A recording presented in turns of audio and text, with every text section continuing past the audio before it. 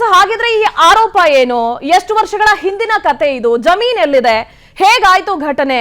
ಅವ್ರು ಅನುಭವಿಸ್ತಾ ಇರುವಂತಹ ಕಿರುಕುಳ ಆದ್ರೂ ಏನು? ಯಾವ ರೀತಿಯಾಗಿ ಸಮಸ್ಯೆಗಳನ್ನ ಅವರು ಅನುಭವಿಸ್ತಾ ಇದ್ದಾರೆ? ಇದೆಲ್ಲದರ ಕುರಿತಾಗಿ ಕಂಪ್ಲೀಟ್ ಆಗಿ ಮಾಹಿತಿನ ಹಂಚ್ಕೊಳ್ಳೋದಕ್ಕೆ ನಮ್ಮ ಸ್ಟುಡಿಯೋದಲ್ಲಿ ಪ್ರಜ್ವಲ್ ರೇವಣ್ಣ ಅವರ ಮಾಜಿ ಕಾರು ಚಾಲಕರಾಗಿರುವಂತಹ ಕಾರ್ತಿಕ್ ಅವರು ನಮ್ಮ ಜೊತೆ ನೇರವಾಗಿ ಜಾಯ್ನ್ ಆಗ್ತಾ ಇದ್ದಾರೆ. ಅವ್ರನ್ನ ನಾನು ಮೊದಲನೇದಾಗಿ ಕಾರ್ಯಕ್ರಮಕ್ಕೆ ಬರ್ಮಾಡ್ಕೊಳ್ತೀನಿ. ಸರ್ ನಮಸ್ತೆ. ನಮಸ್ಕಾರ ಸರ್. ಎಲ್ರಿಗೂ ಕೂಡ ಒಂದ್ ಕಡೆ ಪ್ರತಿಷ್ಠಿತರು ಅಥವಾ ರಾಜಕಾರಣಿಗಳ ಮೇಲೆ ಆರೋಪ ಮಾಡೋದು ಒಂದ್ ರೀತಿ ಅದು ದೊಡ್ಡ ಸವಾಲಿನ ಕೆಲಸ, ಯಾಕಂದ್ರೆ ಇನ್ಫ್ಲೂಯೆನ್ಸ್ ಬಳಸ್ತಾರೆ ಅನ್ನುವಂತಹದ್ದು ಮೇಲ್ನೋಟ ಕಂಡು ಬರುತ್ತೆ. ಸೊ ನಿಮ್ಮ ಆರೋಪ ಏನು? ಮೊದಲನೇದಾಗಿ ವೀಕ್ಷಕರಿಗೆ ತಾವು ವಿವರಿಸೋದಾದ್ರೆ. ನಂದು ಆರೋಪ ಬಂದ್ಬಿಟ್ಟು ಎರಡನೇ. ಒಂದು, ನಂದು ಪ್ರಾಪರ್ಟಿನವರು ಅಕ್ರಮವಾಗಿ ನನ್ನ ಬ್ಲ್ಯಾಕ್ ಮೇಲ್ ಮಾಡಿ ಕಿಡ್ನಾಪ್ ಮಾಡಿ ನಮ್ಮ ವೈಫ್ನ ನನ್ನ ಇಬ್ಬರನ್ನು ಬರ್ಸ್ಕೊಂಡಿದ್ದಾರೆ ಒಂದು. ಮತ್ತೆ ನನ್ನ ಹೆಂಡತಿಗೆ ಪ್ರೆಗ್ನೆಂಟ್ ಆಗಿದ್ದ ಹೊಡೆದು, ಕನ್ಸೀವ್ ಆಗಿದ್ದಾಗ ಹೊಡೆದು ಅಬಾರ್ಷನ್ ಆಗಿದೆ. ಅವೆರಡಕ್ಕೂ ನನಗೆ ನ್ಯಾಯ ಬೇಕು. ಎಷ್ಟು ವರ್ಷದ ಅಥವಾ ಎಷ್ಟು ತಿಂಗಳ ಹಿಂದಿನ ಘಟನೆ? ಈಗ 4-5 ತಿಂಗಳ ಹಿಂದಿನ ಘಟನೆ ಇದು. ಮಾರ್ಚಲ್ಲಿ ಆಗಿರೋದು. ಮಾರ್ಚಲ್ಲಿ. ಓಕೆ. ತಂಬಳಿ ಇದಕ್ಕೆ ಆಧಾರ ಏನಿದೆ ಅಂತ ಕೇಳೋದಾದ್ರೆ ಸರ್? ಇದೆ. ನಾನು ಅವ್ರಿಗೆ ಪೊಲೀಸ್ ಕಮಿಷನರ್ಗೆ ಮತ್ತೆ DC-ಗೆ ಎಲ್ಲರಿಗೂ ಕಂಪ್ಲೇಂಟ್ ಮಾಡಿದ್ದೀನಿ. ಕಂಪ್ಲೇಂಟ್ ಕಾಪಿಗಳಿದೆ. ಅವ್ರು ನನ್ನ ಹತ್ರ ಬರ್ಸ್ಕೊಂಡಿರೋದು ಕ್ರಯ ಪತ್ರಗಳ ಕಾಪಿ ಇದೆ. ಅವರು ಪೊಲೀಸ್ನನ್ನ ಯೂಸ್ ಮಾಡ್ಕೊಂಡು ಅಕ್ರಮ ಮಾಡಿದ್ದಾರೆ ಅನ್ನೋದಕ್ಕೆ ನನ್ನ ಹತ್ರ ನಮ್ಮ ಮನೆ CC ಕ್ಯಾಮೆರಾ ಫುಟೇಜ್ಗಳಿದೆ. ಮತ್ತೆ ಅವರು ಪೊಲೀಸ್ನವರು ಎಂಕ್ವೈರಿ ಮಾಡಿದ್ದಾರೆ, ಸಮಂಜಸವಾಗಿ ಮಾಡಿಲ್ಲ ಅನ್ನೋದಕ್ಕೆ ಒಂದು ಆಡಿಯೋ ರೆಕಾರ್ಡಿಂಗ್ ಇದೆ. ಮಾರ್ಚ್ ಅಲ್ಲಿ ಯಾವಾಗ ಆಗಿದ್ದು ಸರ್ ಘಟನೆ? ಮನೆಯಲ್ಲಿ ಯಾರು ಇರ್ಲಿಲ್ವಾ ನೀವುಗಳು? ಇಲ್ಲ, ನಮ್ದೊಂದು ಮಟನ್ ಶಾಪ್ ಇದೆ ಹೊಳೆನಸ್ಪುರದಲ್ಲಿ, ಅಲ್ಲಿದ್ದೆ ನಾನು. ಅದು ನೈಟ್ ಅವಾಗ ಇನ್ಸಿಡೆಂಟ್ಗೆ ಫಸ್ಟ್ ನಾನು ಅಲ್ಲೇ ಇದೆ. ಇನ್ಸಿಡೆಂಟ್ ಆದ್ಮೇಲೆ ನಾನು ಅವ್ರ ಮನೆಯಿಂದ ಹೊರಗಡೆ ಬಂದಿದ್ದು.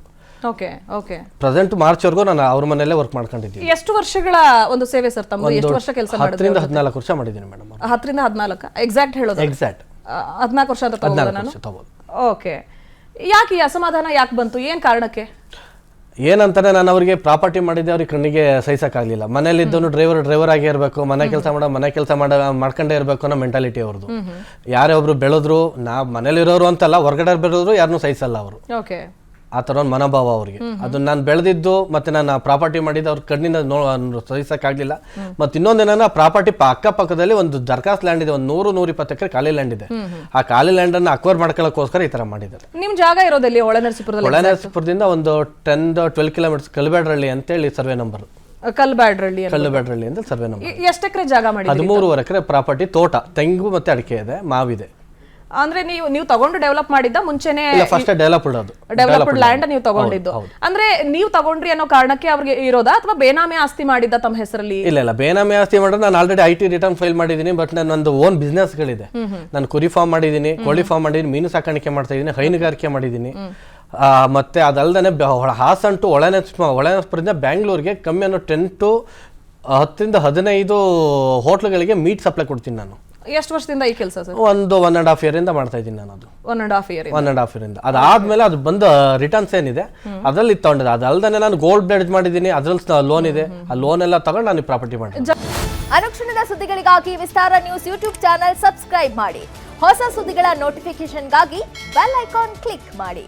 ಲೇಟೆಸ್ಟ್ ಅಪ್ಡೇಟ್ಸ್ಗಾಗಿ www.vistaranews.com ವೆಬ್ಸೈಟ್ಗೆ ವಿಸಿಟ್ ಮಾಡಿ.